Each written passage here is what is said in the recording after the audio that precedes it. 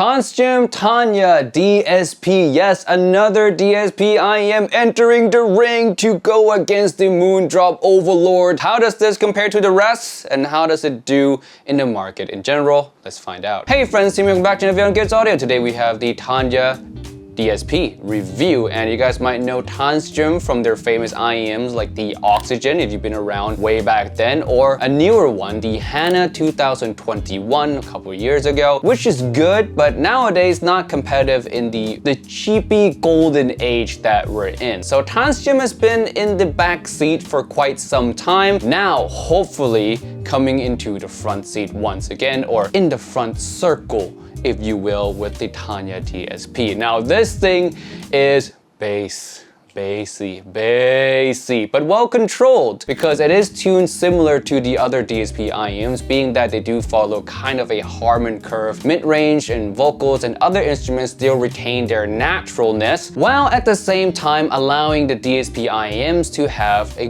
good, clean bass shelf. Now, the Tanya DSP takes that clean bass shelf and slapped on a good 5 dB extra bass on top of that. So yes, the bass still sounds clean, well separated from the vocals for the most part, but at the same time, it's just a lot of bass. So vocals, mid-range instruments, and especially treble instruments, although they sound very natural and nice, are very in the background in the face of just a tsunami amount of bass. If you're a bass lover, this IEM is just made for you. The bass is thumpy, it slams really hard, the power behind it is so satisfying, and it's just a joy to listen to. Now, when it comes to bass quality, is it really dynamic bass? Good incisive hits?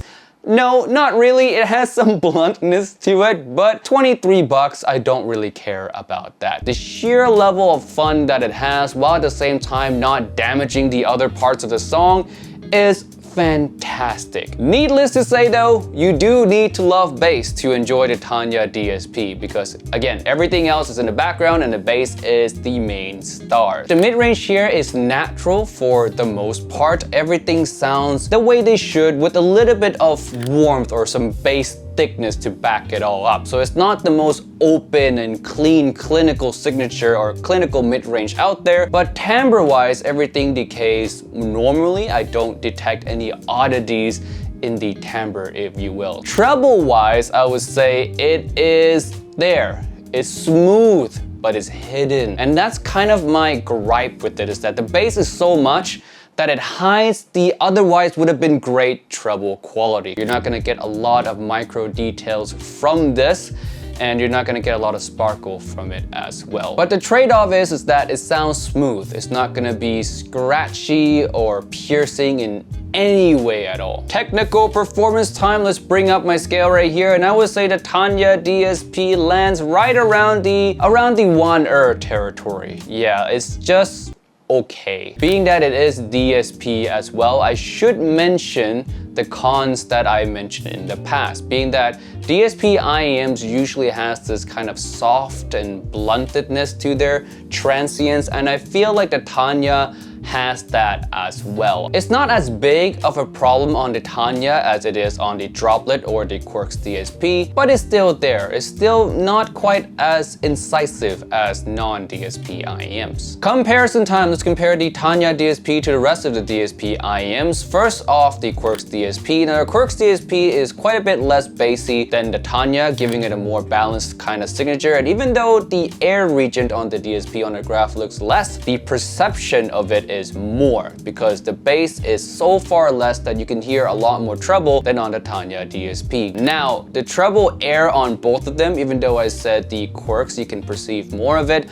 both are not sparkly type of IEM. So if you're a detailed heavy listener, both of them are not going to be for you. Next is the Droplet. Now the Droplet is also a relaxing style of IEM, though not as bassy as on the Tanya. The relaxing factor of the Droplet comes from the fact that it doesn't have a lot of treble, so a lot of the signature that you're gonna hear is gonna be more towards the bassy and lower mid-range frequencies. So a little bit different there in the way they portray the relaxing nature. If you want something that's relaxing and has a lot of bass, then go for the Tanya. If you want something that's just relaxing and slightly lean more towards the warm department, then you go for the Droplet. Detail-wise, I would give the edge to the Tanya DSP because the Droplet really doesn't have enough treble to give you that sense of details. And for the price of half of the Droplet, I would say Tanya DSP is the better deal. And last but not least, comparison to Moondrop Joe is what I've been told it's supposed to be pronounced. Not Jew,